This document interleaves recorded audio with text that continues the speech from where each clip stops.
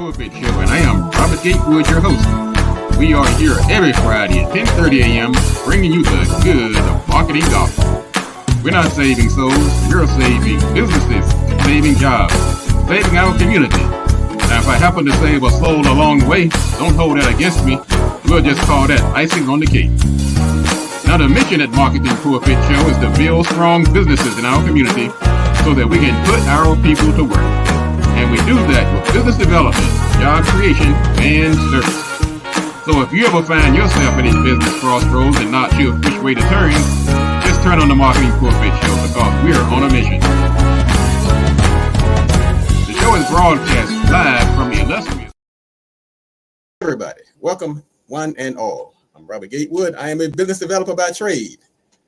What that means is I help companies get into business. And if you're already in business, we want to make that business successful because anybody can start a business. That's what I discovered over these many years. You can start a business at the drop of a hat, but the key is to make that business successful. And you don't want to keep jumping out here with businesses that don't work because that causes damage. It causes damage to your reputation. It might hurt potential clients. So you want to do it the right way. And that's what we do. We're not guessing over here. We're doing this. This has been tried and true. I've been doing this over 30 years. As a business developer through my company, Gatewood Marketing and Web, and you can find that on the internet at gatewoodmarketing.com. I also teach this. I teach this course, several courses over at Prince George's Community College, where I'm an adjunct professor. Marketing, networking, social media. I'm also contracted through the employed Prince George's over at National Harbor. We teach courses over there on marketing and business development. I've written a couple of books. And I also have consulted with the Small Business Administration, people in the government contracting and 8A program. So, like the young folks say, I have a few receipts. But I want you to join this conversation and make sure the people that need this information get it. So go to marketingpulpit.com. You can find the show. And we're glad to be broadcasting from Radio 1 95.9 FM in the Washington, D.C. area. And you can also go to the homepage of Marketing Pulpit, and you can find the show simulcast on Facebook, YouTube, Twitter, LinkedIn, and we're glad to be able to bring this information to you. If you haven't already, go to marketingpulpit.com and go to mpi.bz and get your name in that business directory. It is on fire. That's one of the hottest things. I would say one of my greatest accomplishments have been putting that directory together and giving people a chance to put their voice out there, to get their information out in front of a very qualified audience. People are constantly looking for services. And by the way, if you know a carpenter or home improvement company in the Washington, D.C. area, have them to contact me. I want to get them in that directory. I can't tell you how many times in the last couple of weeks, people have been asking me, can I get a carpenter? Can I get a carpenter? Can I get a carpenter? So if you know a carpenter, have them to contact me. Tell them just go to mpi.bz and get your name in the directory so I can start sending them business. Don't be complaining out here about you can't get business. I'm telling you folks, I'm on a mission. My raison d'etre, my reasons for being is to create and help businesses grow. And that business directory is one of the tools that we have been using, and it's been quite remarkable, the people that have put their name in the directory. And so I want to thank everybody for tuning in today. I want to say thank you for tuning in, Brother Jonathan, fellow Phi Beta Sigma. Thank you for tuning in this morning. Glad to be tuning in all over the world, and people are tuning in and making their comments. So if you're going to get your comment read out or talk about your business or just get a plain old shout out, just put your name in the feed. You can do that on Facebook. You can do it on YouTube, and we'll be glad to give you a shout out, and also on LinkedIn. Later in the show, we're going to talk about, is your business Shark Tank ready? I don't know if you've watched Shark Tank. If you haven't, it might be something you might want to put on your to-do list. And what happens, you have these VCs of venture capitalists who are interviewing and quizzing companies for venture capital money. And they have some pretty stringent guidelines, but every business is not for venture capitalists. It's not to be scaled. We're going to talk about that today because you may have to make some decisions now on what you plan to do with that business. You plan to live on it, or do you plan to scale it and sell it? But there are certain criteria and there are certain things you need to know about that business now while you're growing it that can help determine which path you need to take. And some very important decisions you need to make about funding, personnel, location, the regular P's of marketing, the industry life cycles, and so forth. So you want to tune into that in the second half of the show. Let's see, we have some new names in the directory. If you're thinking about joining or you want to find out some of the new services that in the directory, I see Tangerine WebWorks out of Arlington, Virginia. They provide web services. Welcome to the Tangerine WebWorks. Thank you for joining the directory. I also see Josini Fashion and Runway, and they claim that they make you look like a celebrity at an affordable price. Those are just some of the services that we have that have joined the directory lately. And so go over to the homepage, take a look, and look at the members, see all the fun that they're having. You'll see some of the members. They've been over to Radio One. Most recently, we had HBCU Leggings, and that's a company you really need to check out. If you're going to the Howard University homecoming this next month, for instance, go in there in style. Go in there and pick out one of those great designs for leggings. They have this bison jacket, and they've been a great member. They've been on the show, and you'll see them on the homepage of the directory. Also, you'll see 222 Productions. You'll see attorney Margot Thomas. You'll see advocate Small Biz Liz. And these are the folks that have joined the directory, and I've invited them over to Radio One, and they've you can see all the fun they're having by going to the homepage of mpi.bz. Get your name in the directory. It's free, and let me give you a shout out, because the minute you join, I'm going to upgrade you so you can get that free shout out. Also, something else that I did this week, I've actually had to renew my SAM certification. SAM is a government agency. It's called Systems Award Management. And if you plan to do any type of work with the federal government, you need to go through SAM. And so that's one reason you want to do it. If you're thinking about doing any type of government contracting, and you want to go ahead and get that started, because it can be quite voluminous, the type of information you have to put in there. So that's one reason to go through SAM. Go in there. It's going to take you a minute. You may want to do it in stages.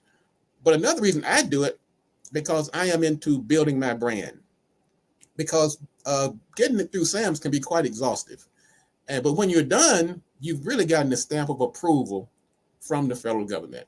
And you're talking about something that gives you puts a feather in your cap, lets people know you're legit. Go through the SAM process. Whether you plan to do government contracting or not, it just gives you that stamp of certification and validation. Sometimes it's very important when you're trying to build a brand, particularly when you're in a very competitive industry or where there's a lot of, funny stuff going on. So I've done that this week, and they made some changes since the last time. Every year they add a couple more rules. Right now, in the new SAM certification process, they want to verify your certificate of good standing. Like in the state of Maryland, you get a certificate of good standing. Go to maryland.gov, and you can look up any company and see if they have their certificate of good standing. If your certificate of good standing is not good, one, you can't get in SAMs, and it's going to make you look bad. But SAM now requires you to send them some type of verification that your company is in good standing. You can take a screenshot, just make sure that the date is visible on the screenshot, and send that along with your application. So also, you can't use a virtual address. You can't use a P.O. box or one of these mailbox services. You have to have a physical address. Now, you can be part of a shared space like my client, BLE, but even with that, you have to send them a copy of your lease and an invoice for that year to prove that you are actually still valid. And that's another service that we have been proud to offer through our sponsor, BLE Executive Suites, to help those people who are trying to get into government contracting. They actually have one of their locations over in College Park that specializes in government contracting. It's also a hub zone. So folks, the resources are out here. That's why I'm here. Okay? Tune into this show. Don't be selfish. Share it with somebody else who's trying to get a leg up in business. So that's what we're doing here this morning. Thank you, everybody who's tuning in for the first time. Welcome.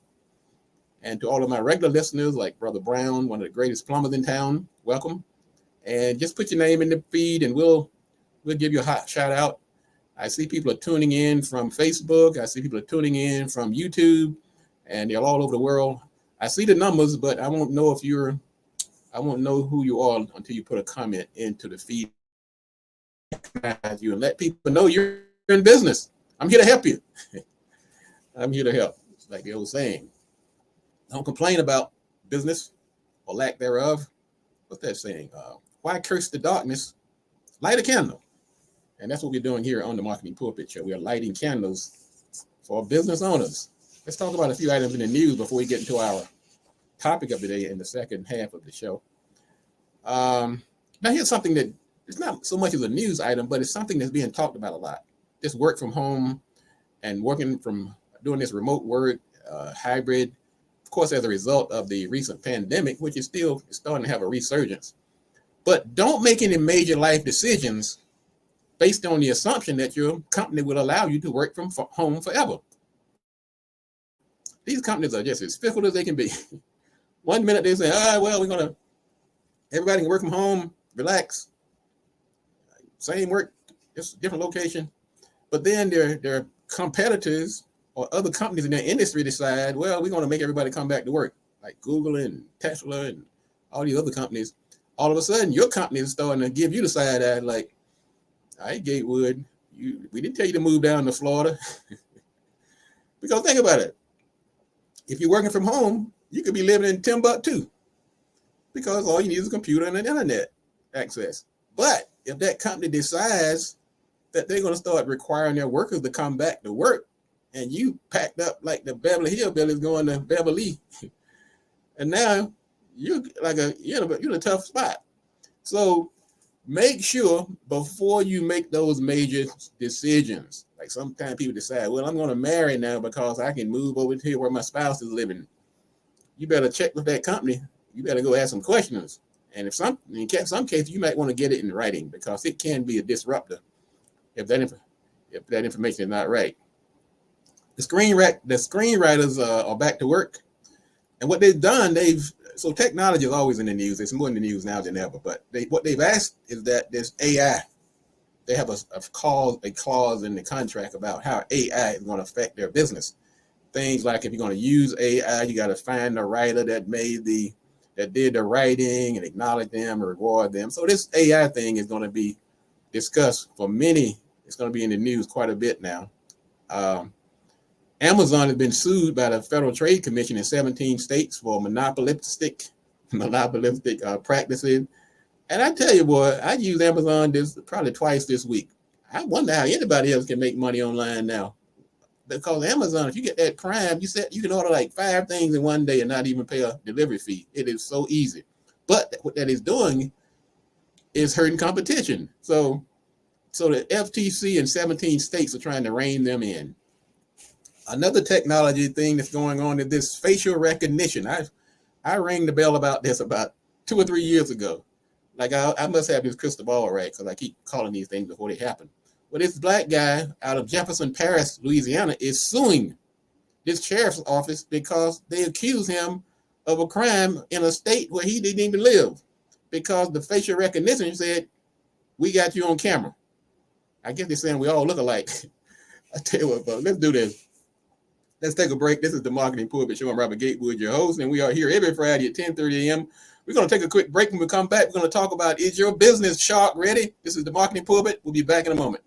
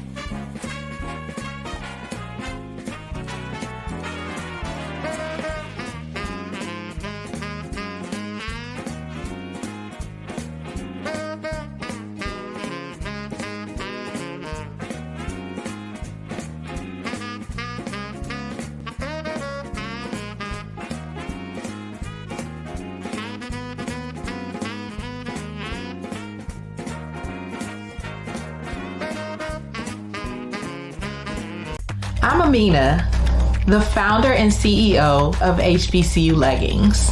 My small business story started with my passion for my alma mater, Howard University, one of the most renowned historically Black colleges and universities.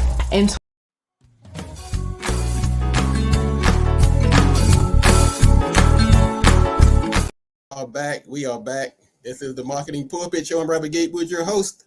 Go to marketingpulpit.com and you can share the show, watch it right on the homepage, even though we're broadcasting on Radio 1 95.9 FM out of Silver Spring every Friday. We're actually in our Largo studio today, but we're broadcasting through Radio 1, and you can also catch the information on YouTube, on Facebook. You can get it on LinkedIn.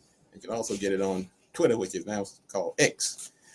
Let's talk about, and also welcome if you're tuning in for the first time, and also go to the directory and get your name in the directory. I'll be teaching at the Employ Prince George's over on this coming Tuesday. I'm going to talk about networking and how powerful networking is. If you're not networking right now, you are missing out because you need those relationships to succeed in business.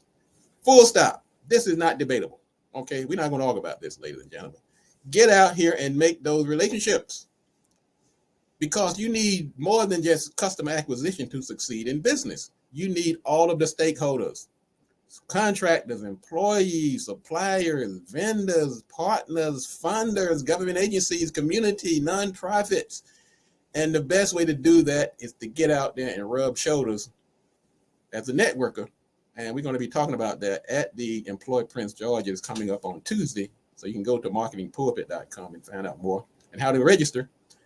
And may not be up yet, but it'll be up before probably the weekend is over. And just check out the different courses. Also go to marketingpulpit.com.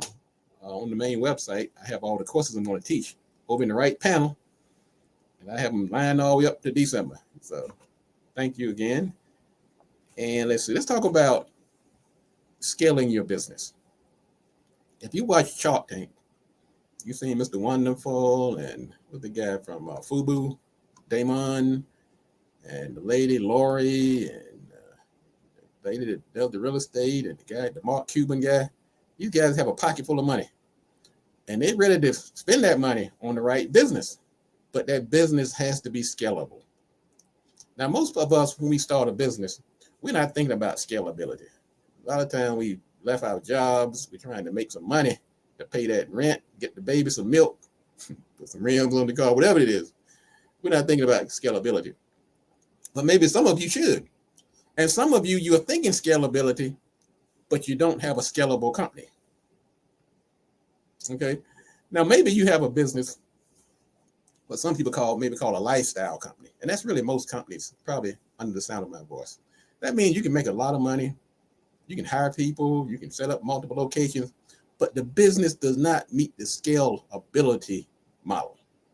In the old days, scalability means you sold a high ticket item, cars and refrigerators and TVs and things like that, things that everybody needed, and you could probably scale that. That was in the old days. Or you sold a company, you sold a product that sell a lot of them at a very low price, but you reached the mass audience. That was scalability. But nowadays, scalability has changed with the advent of the internet. You've seen some of the companies that have scaled. They just were there 1 minute, and they just blew up overnight. You see these things like Uber and Airbnb, and Google, Yahoo, and all these guys really followed a very similar model. They had a scalability model.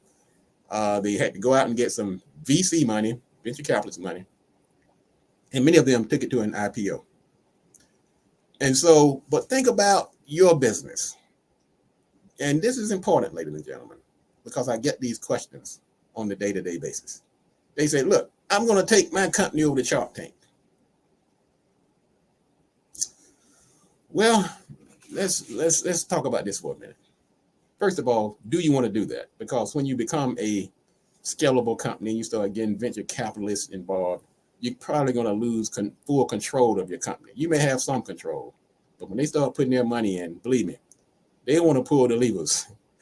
Okay, so if you want to control every aspect of your business from top to bottom, then you may not want to go to scalability or venture capital money. Now, you can scale in different ways, but we talk about that explosive type of scaling. And that's like I said, that's most companies. And you can do very well. We call that a lifestyle business. Some people call it a mom and pop operation, but it's far from being a mom and pop. It just means that you're probably not going to scale. Now, if you have a business that's very high tech, low overhead, you start to fall into that scalable model. In the new way of people that are scaling their businesses, what they're doing right now, they're selling downloadable services, high-tech items, but the biggest way right now businesses are scaling, they may be giving away their services and then make their money on advertising revenue. There's an old saying, if the product is free, or if the service is free, the product is you. That's because you have really walked into somebody's scalable model. If you're getting a free Gmail account, a free Yahoo account, a free this, a free that, they're probably in a scalable model, because that is one of the hot ticket items right now on scalability.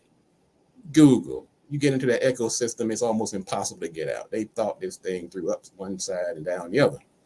So just because you have a good product, you could be a great chef, you could cut grass like nobody else, you can build websites, but is your model scalable?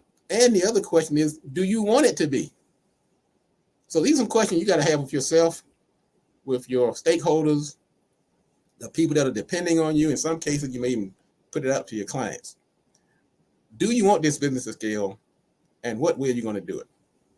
Besides the advertising model, another way is that you take an existing service and give it a twist that makes it more accessible through different advertising and marketing channels. That would be like the Uber model or the Airbnb. Those are scalable businesses.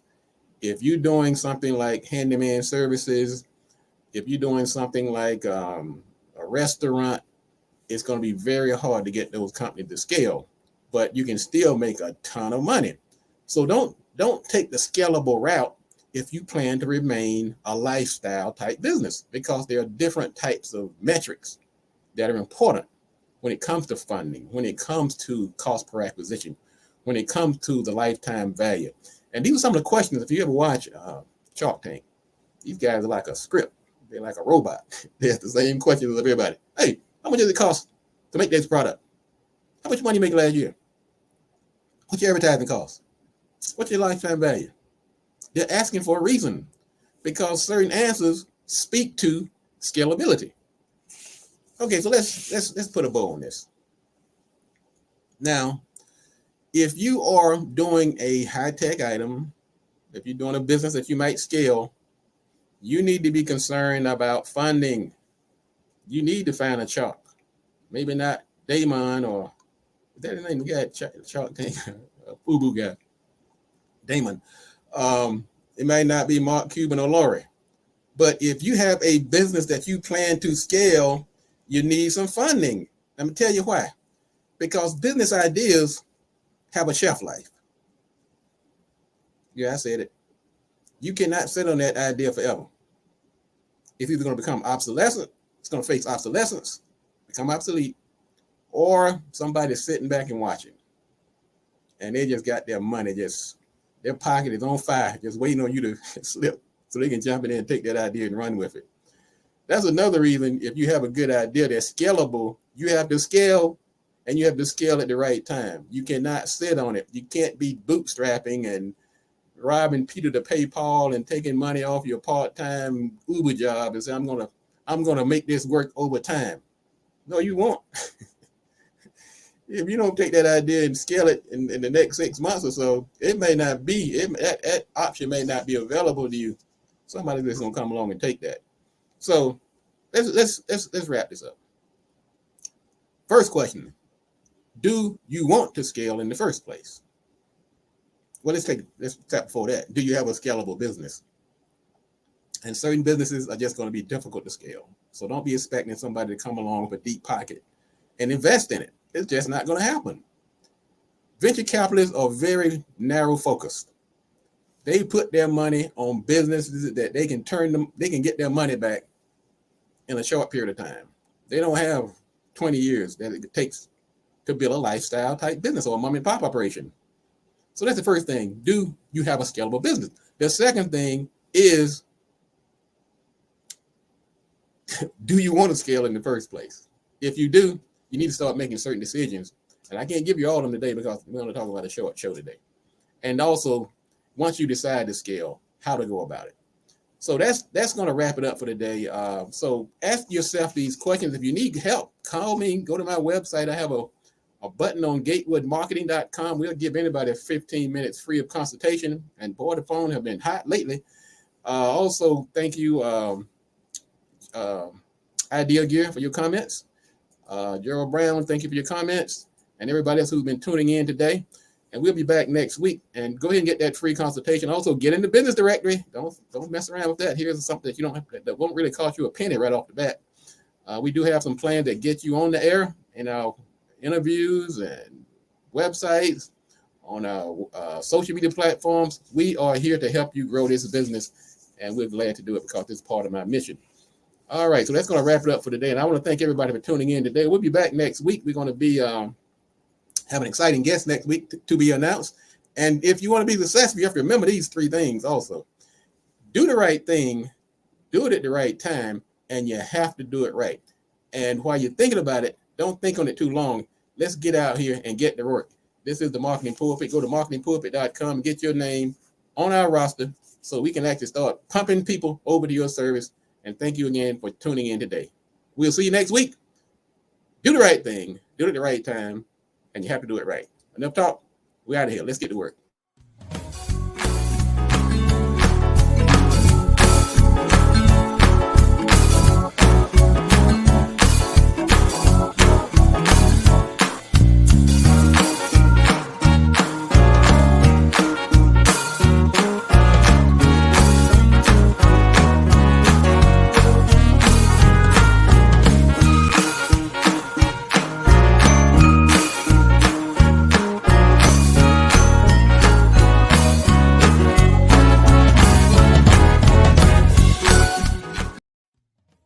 Let me explain why we are not your typical directory. First and foremost, we don't wait for visitors to come to our directory. Instead, we proactively take our members directly to the shoppers with our aggressive advertising campaigns.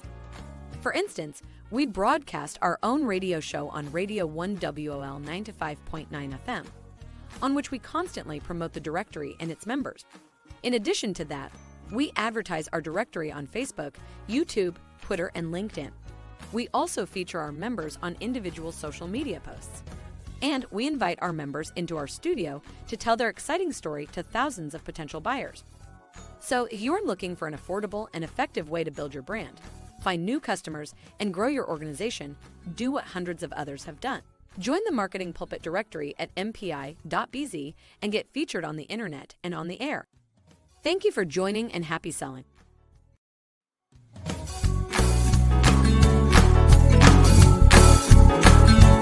I'm Amina, the founder and CEO of HBCU Leggings. My small business story started with my passion for my alma mater, Howard University, one of the most renowned historically Black colleges and universities.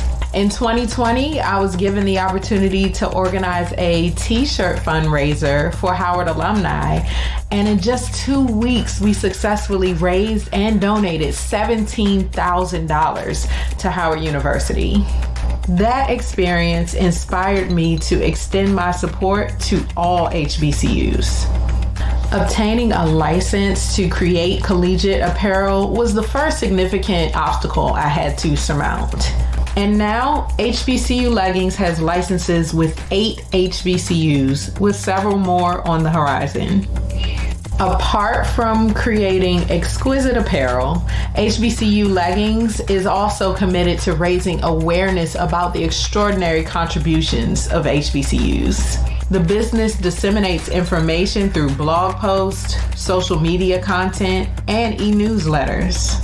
My ultimate commitment is to give back to these outstanding institutions. A portion of all sales generated by HBCU Leggings is directed towards supporting each represented school with the objective of giving back 15% of our revenue through royalties and donation. My motivation comes from my deep love for HBCUs and my aspiration to want to make a positive impact in this world. If you have a jacked up idea that's never going to get off the ground, Robert Gatewood is going to tell you. All right, don't get mad at me now. I'm telling you, I'm saving you some heartache down the road. Let me tell you something else I'm saving. I'm saving the folks that you might do damage to if you get out here, start a business, and not taking it seriously, and people are transferring their accounts over to you. They're giving you their personal information, their financial information. They're trusting you because you told them you were in business. And they took you at your word. Don't betray that trust. So if you're going to go into business, let's go into it the right way. If you're not sure, right here, Marketing Pulpit Show.